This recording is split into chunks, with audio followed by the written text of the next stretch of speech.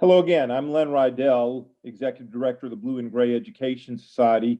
I'd like to welcome you to the lecture series on the 7 Days campaign, which was conducted by the Blue and Gray in cooperation with the APCWS in October of 1994. This lecture by National Park Service historian Mike Andrus was part of a series to lay the groundwork for people on the nature and the magnitude of the 7 Days campaign, which was conceptualized and executed by Robert E. Lee as his first campaign as commander of the Army of Northern Virginia. Andrus has spent the majority of his career, and indeed, since I have done this introduction, he has subsequently retired. But Mike was the leading historian of the National Park Service at the Richmond National Battlefield, and consequently had spent years walking the grounds there. Mike is a soft-spoken man who deals in an economy of words, but all the words he has are filled with impact and very insightful. I asked him to take and split with his colleague, Mike Litterist, the 7 Days battles, and he was given the responsibility. And over the next 36 or 37 minutes, he will address the opening of the campaign from Mechanicsville, and he will cut it off with the federal withdrawal that resulted in the Battle of Savage Station. Please join me in welcoming Mike Andrus. Railroad from the valley to the vicinity of Richmond, actually just north of Asheville. And how about the Union Army?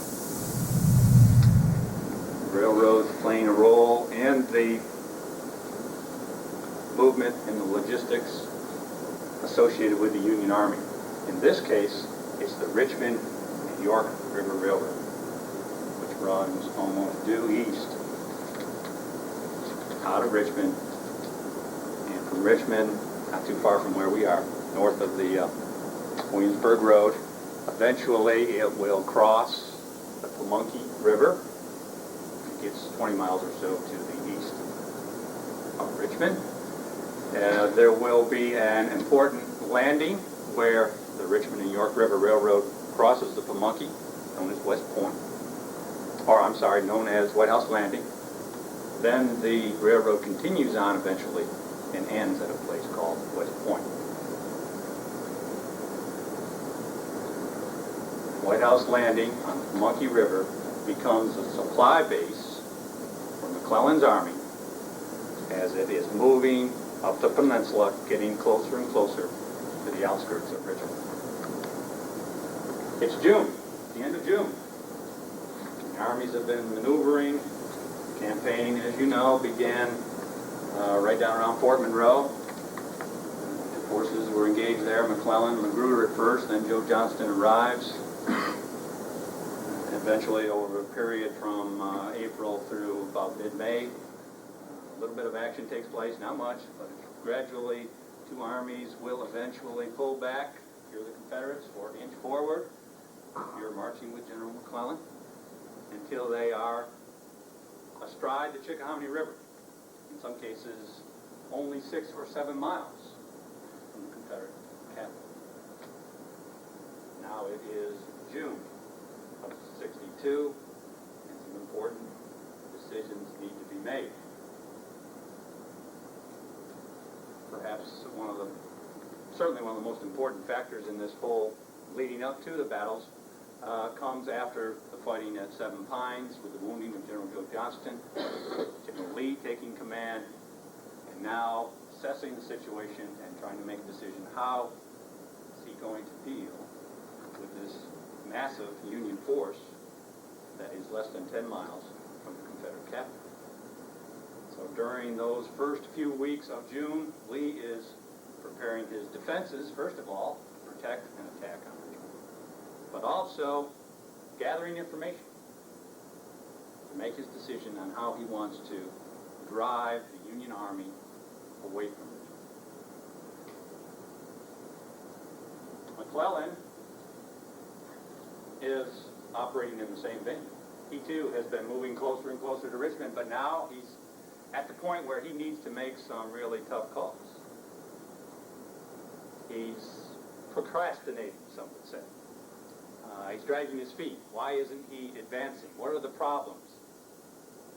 Why isn't the Union Army sitting in downtown Richmond at the end of June of 1862?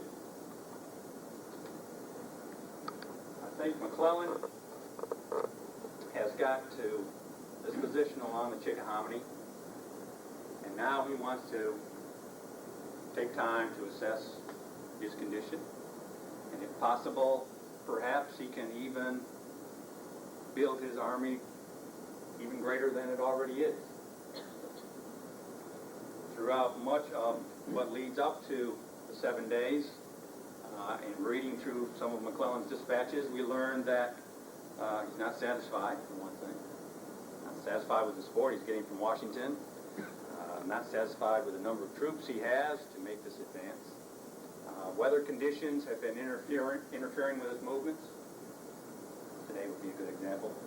Bad day to move troops around. These things causing McClellan concern on making this last advance on Richmond. As he gets closer, what is his ultimate goal?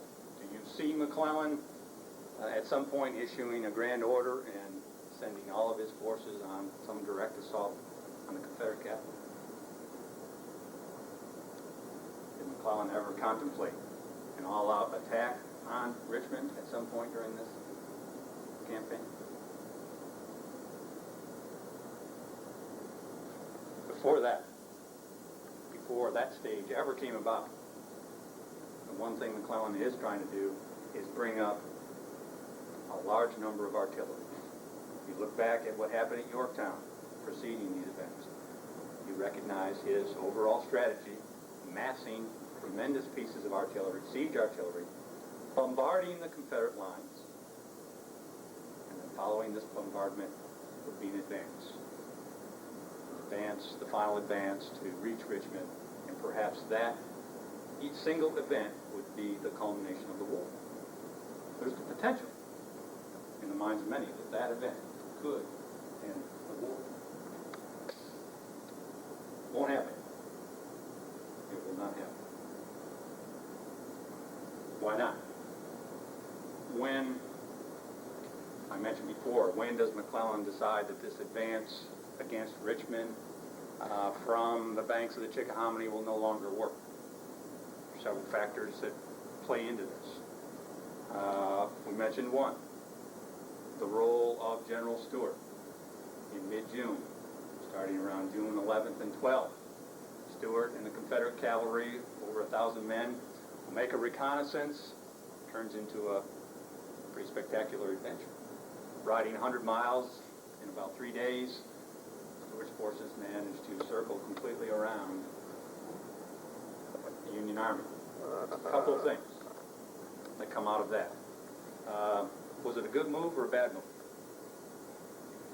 Porter says it was terrible. You could probably argue both sides. Jumped the hell out of Mac, didn't it? Did a couple things. Although McClellan, I don't think he ever really admitted that it bothered him too much.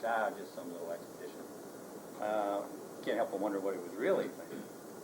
Did it influence his decision to abandon the Chickahominy? Remember, now this is 2 weeks before the actual move off the Chickahominy. Did it influence him in any way? I suspect it did. Did the information that Stuart brought back to Lee influence the campaign? Absolutely, because when Stuart discovers the weakness of the Union Army around Mechanicsville, and Lee learns of that reconnaissance, that will then become the focus of his battle plan, to strike the Union Army in the vicinity of Mechanicsville. Did it help the morale of the southern citizens here in Richmond? I think it did.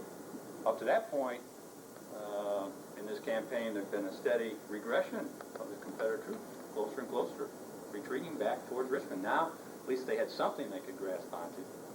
Success. Did it reveal to McClellan the intent of Lee's plans to the point that it really helped allow the Union Army escape? Saved the Union Army from being destroyed? Something to contemplate. Something to think.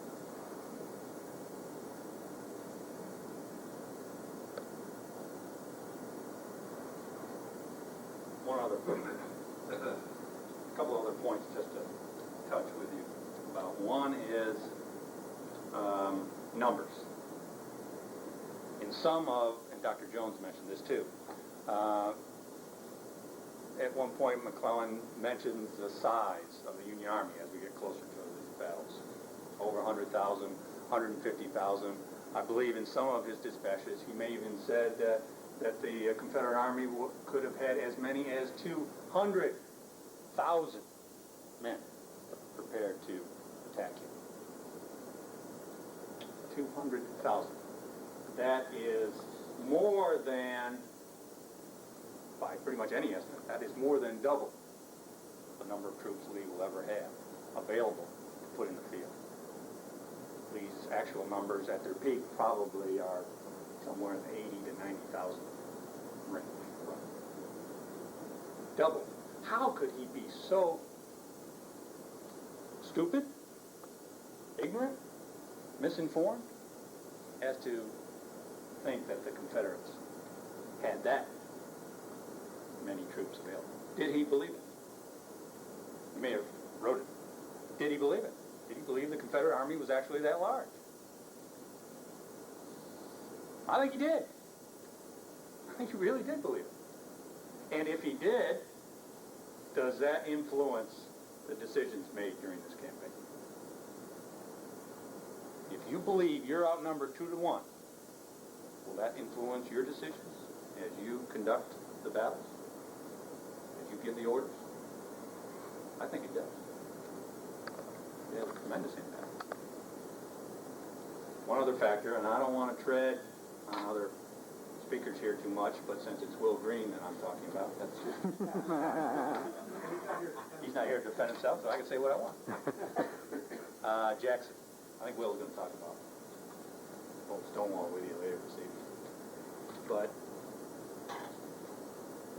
just at the beginning of the battles, before there's any fight, before Jackson's troops even arrive on the field, is he a factor in the campaign? I think he is.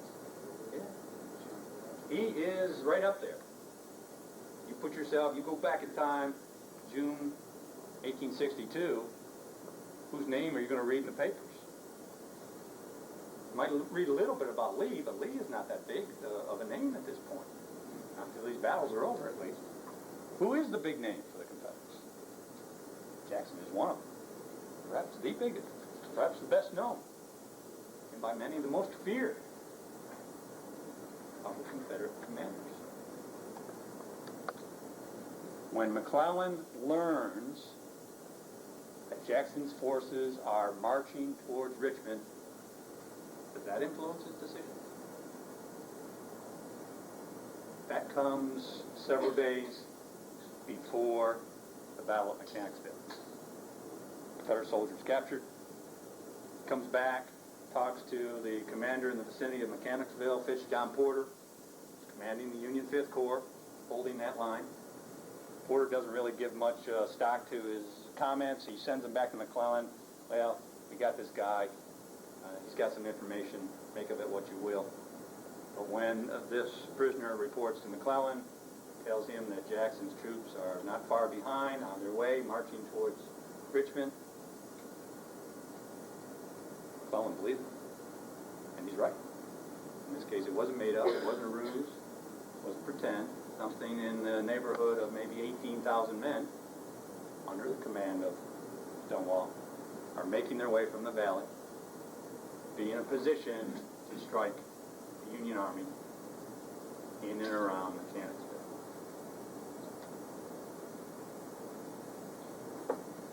If you look at Mechanicsville on your map, find its location right there north and slightly to the east of Richmond, right on the Chickahominy River. And then you can begin painting the picture of these troops and their movements as Lee's battle plan begins to take shape. What does Lee propose to do on June 26, 1862? Dr. Jones covered it. I want to echo his comments a little bit. Reinforcement's a good learning tool. What does Lee want to do at Mechanicsville? He wants to turn the enemy. He wants to turn the Union Army. McClellan's army is split, remember. The Chickahominy is an important factor. McClellan's army has over 100,000 men, but only perhaps a third, Porter's 5th Corps of the Army of the Potomac, are what I call north of the Chickahominy, in and around Mechanicsville. 30 to 35,000 men in the Union Army. Lee wants to concentrate a majority of his force, over 50,000 men, and turn the Union position at Mechanicsville. Turn it. Turn it.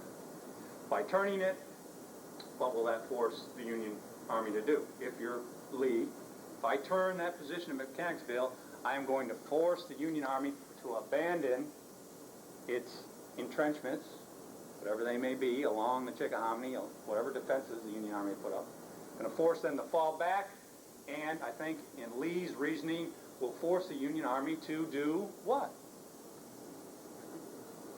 Cover their supply line. The supply line. It's not romantic, not dramatic when you start talking about battles, one thing, but the supply line here is the key to understanding the strategy and the eventual tactics that occur on the battle. In Lee's reasoning, McClellan will have to fall back and protect his supply line, or he's dead. It's like cutting the artery from your heart. If you don't have that supply line, your army will not survive. If Lee threatens it, McClellan will have to fall back. And therein lies the genesis of Lee's plan, concentrating the majority of his army. Jackson, the divisions of Longstreet, A.P. Hill and D.H. Hill all together will be moving in the vicinity of Mechanicsville to turn the Union position, force them to retreat, threaten their supply line, and ultimately, is it enough in Lee's plans to just drive the Union Army away from the Chickahominy? Well, this comes out during the course of the battles, but as the fighting develops, Lee wants to do more than just, I think, drive McClellan's army away. He wants to defeat as large a part of that army as he possibly can. Not just drive them, but catch them in retreat perhaps, and destroy a part of the Union Army as best he can. All of this is taking shape on the morning of June 26th. Jackson's forces coming from the north of the Chickahominy, A.P. Hill, D.H. Hill, Longstreet on the bluffs overlooking the Chickahominy near Mechanicsville, along the Mechanicsville Turnpike, in preparation. In Lee's mind, the battle will develop that morning. Jackson's forces will arrive on the field. They will open the bridges of the Chickahominy. First, a brigade under General Branch will cross. That will be the signal to send A.P. Hill's division across. That will entail the advance of Longstreet and D.H. Hill's division. And then, combining over 50,000 men, they will be able to, with Jackson's turning movement, force the Union Army away from the Chickahominy. This is dangerous.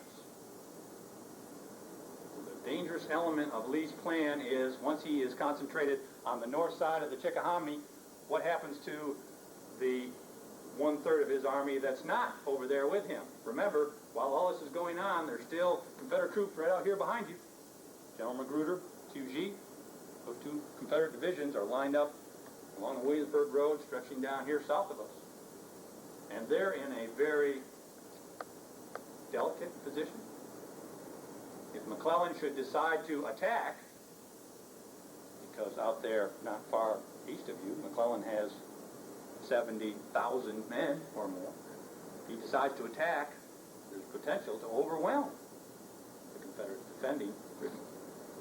It's critical for Lee to get across the Chickahominy, to turn the Union line, to move along the Chickahominy, and to open up, in this case, an important crossing called New Bridge, so that the two elements of the separated Confederate Army could get back together. All of that happening on June 26th, at least in the mind of the commander, in this case General Lee. Turn the position, force them to fall back, secure the crossings of the Chickahominy, and be in a position to move forward and strike the supply line. Is that what happens on June 26th? No. Plans start going bad right from the very get-go.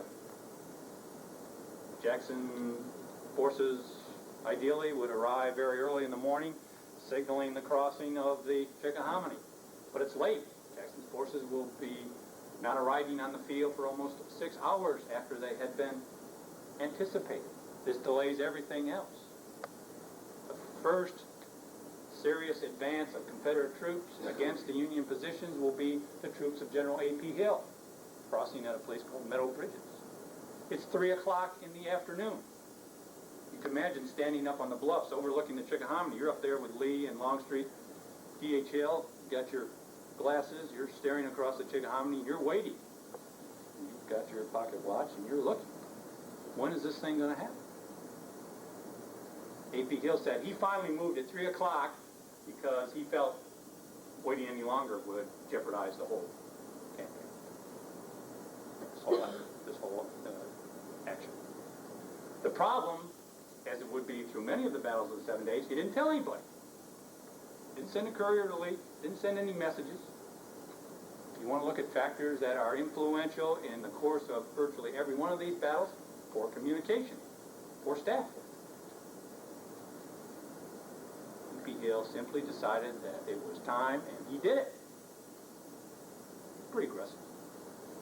Move forward, and it's Hill's troops that become engaged with elements of Porter's 5th Corps around the village of Mechanicsville. Eventually, the fighting will fall back to Beaver Dam Creek. First Hill's brigades make their attacks against the creek. Union troops have a very strong position behind Beaver Dam Creek. Stretches for well over a mile. They're dug in. They have rifle pits. They prepared positions for the artillery. The ground generally is open in most places. Beaver Dam Creek, I hope you go on the tour, get a chance to see it. Very steep slopes, marshy bottom, excellent defensive position. First Hill's men run up against the crossings. Union troops will drive them back. Eventually, elements of D.H. Hill's division get across the Chickahominy. They too advance. In this case, D.H. Hill's men will cross the exact same ground that Dorsey Pender's brigade of A.P. Hill's division had crossed hours before. They're slaughtered. Confederate soldiers are slaughtered in making these advances and trying to get across Beaver Dam Creek. Less than 400 Union casualties on June 26. 1,500. 1,500 Confederate. Less than 400 Union. This is a tactical victory for the Union forces, but strategically, it is a victory for who? Strategically. Lee has gained an advantage. He has the initiative. And once this attack has occurred, this sets in motion a number of other movements and commands. The momentum of the campaign, initiative on the battlefield is now squarely in the Confederate court. The next day, June 26th. After June 26th, the next day, June 27th.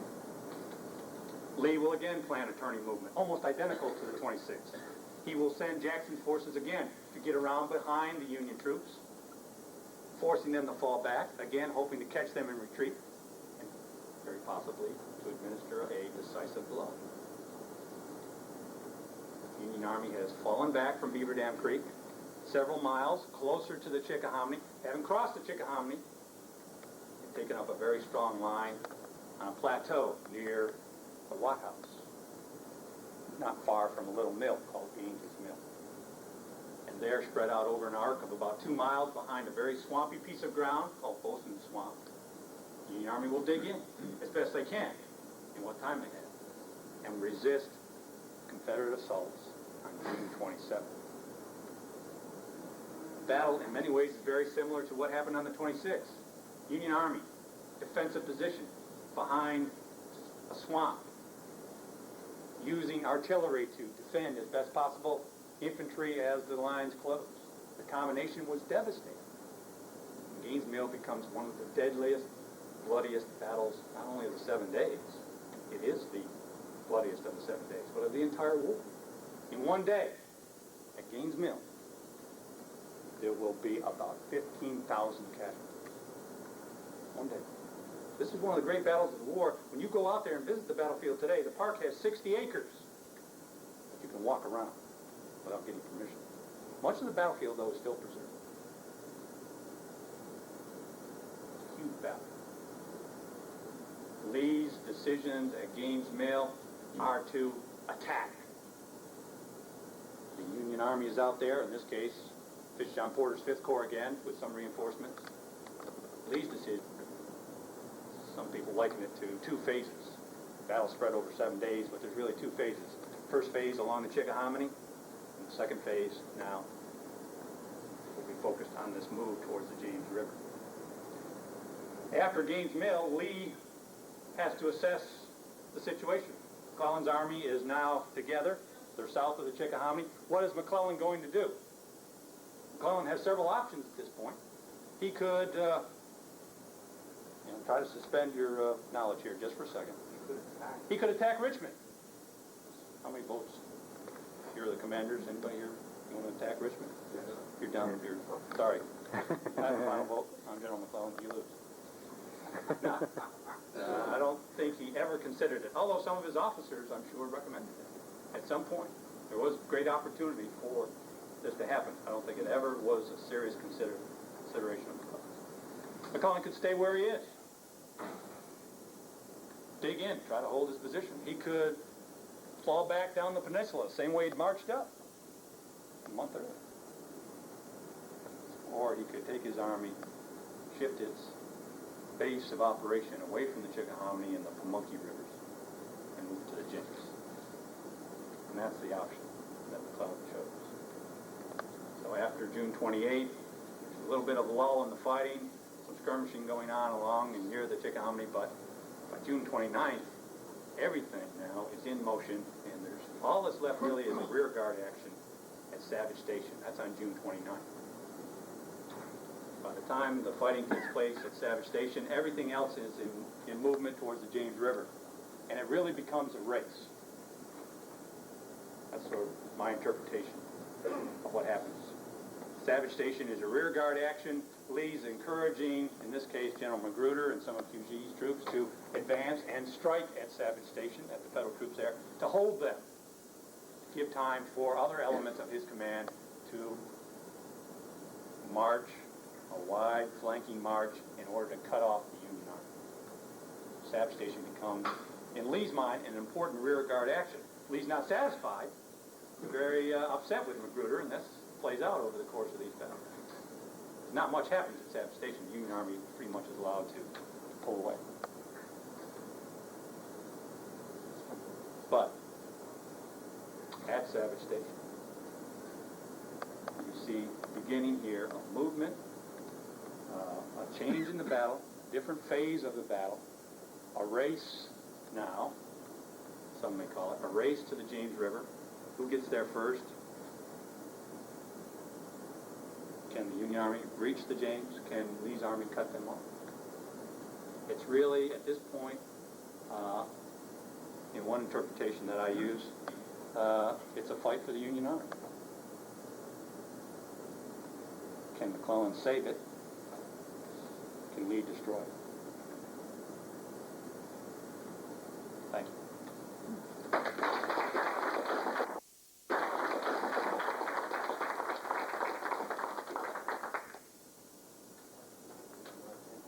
Oh, sure, yeah.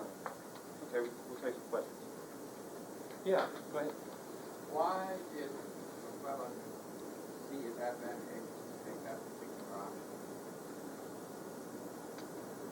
I think it goes, probably there are a number of reasons. One that comes to my mind right away, before all this movement up along the Chickahominy, McClellan had considered the James River. I think he had preferred using the James River. So it was already there in his mind that this could be an effective base of operation. But he didn't. Instead, he used the Pamunkey and the Richmond-York River Railroad because what? Why didn't McClellan use the James River in the first place rather than going the way he did? Merrimack. Didn't mention it, but keep in mind the effect McDowell has on at least the beginnings of this operation. General McDowell, Union Corps commander stationed around Fredericksburg, and at least initially the idea of McDowell's forces would march south from Fredericksburg and link up with McClellan somewhere to the north and east of Richmond, and then combined they would operate as one unit against the Confederate capital. But McClellan is out of the picture very soon. And I would say even by the end of May, McDowell. I'd say by the end of May, McDowell is out of the picture. And a lot of that is because of what Jackson is in the process of doing in the day. He's got McDowell tied down. And he's not coming. He's not coming after the end of May. Sir. In reference to what you're saying about the bases, Porter Alexander says that McClellan's ride was a gross mistake. Mm-hmm. That if he hadn't... Because what? Because immediately McClellan got real nervous about that base, and Porter Alexander says that he already had transports loaded back at White House Landing, so that if he got the pressure on him, he could move that base. That's true. Within a few days after Stuart's ride, McClellan has sent orders to begin loading supplies on transports, just a few days after that. McClellan, I don't think he was quite as reticent as old Stonewall, but one thing he fails to do is tell Washington any of this, or any other preparations that he's making. There's not that communication, look, if something happens, I'm going to move everything. It's in his mind, but he's not passing that on.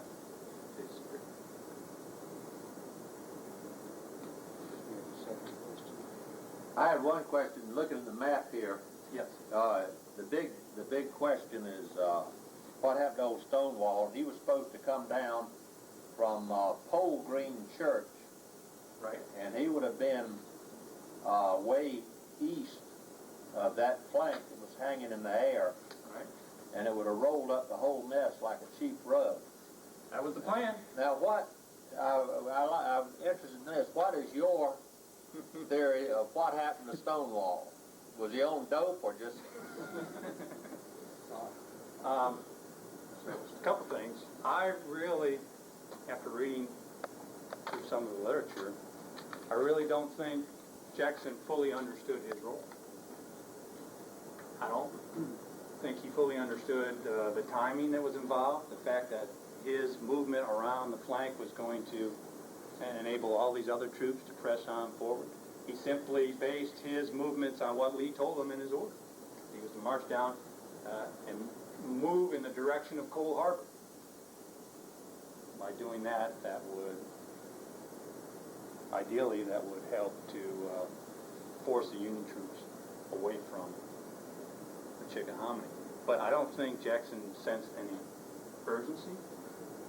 He didn't feel that the whole campaign depended on his movements, and I don't think he even anticipated a battle being fought. For that matter, I don't think Lee anticipated a battle on June 26th. I think Lee anticipated Jackson's movement allowing allowing his army to get across the Chickahominy and then form back up to make the great rush, the major movement. So I don't think Jackson really fully understood or appreciated the significance of his move. He had bad maps, another factor. I think on his map, some of the rivers and drainages were incorrect. I think he suspected he was where he was supposed to be, but he really wasn't. Answer his first, I got another. McClellan's overinflation of the Confederate Army. I wonder if it was, did he overinflate Johnston's forces at Seven Pines, and if so, what did he attribute his success so far to against superior forces? I mean, he had been progressing forward. And then Up to this point. Yeah. Did he overestimate Johnston's forces at Seven Pines? I'm not sure if he did that or not. And the direct answer to your question about estimating his numbers is, well, at least one of the responses is it comes from his intelligence and believing the information his intelligence is providing. I just wonder what his rationale, if he's thinking he's facing such Yeah. a superior army, why are they falling back in his mind? Because he's such a great still general. going forward. Because he's Yes, so great. Part of it is his ability. No, and I think those thoughts are really coming into more focus, this idea of being heavily outnumbered, once they reach the Chickamauga, between Seven Pines and the opening of the 7 days. That's where, at least I think, that's happened. Sir? Did the failure to run past Ruby's Bluff and take Richmond the easy way with naval assault, was that a factor in making the James less attractive? And they had taken New Orleans that way, and it didn't work to take Richmond soon after. Was that a factor in, as I say, making the James less attractive? Yeah, the James River, there was a naval engagement, took place in the middle part of May. But to the best of my understanding, it was almost independent of what McClellan was doing on the peninsula. The naval action, the naval commanders, the Army commander, in this case McClellan, didn't really coordinate what they were doing. So I don't see as it being an important factor. The good question is, what were they trying to do then? What was that all about? Why did the Union Navy try to run those batteries? And I think part of the answer is they just wanted to see what was up there, see how far they could get. If they could get all the way to Richmond, great. We'll lob some shells in the downtown. We'll check things out. But then they got to Drury Bluff and realized, no, this is not going to work. And that was the last serious effort. Yeah, I think it was, like we talked about fighting the last war, in this case they were fighting the last battle. Barrett had just done that at New Orleans. Like a good tactic. Try it again, see if it works. I generally don't like to do too much of a speculation on what is, but But it's fun, isn't it? but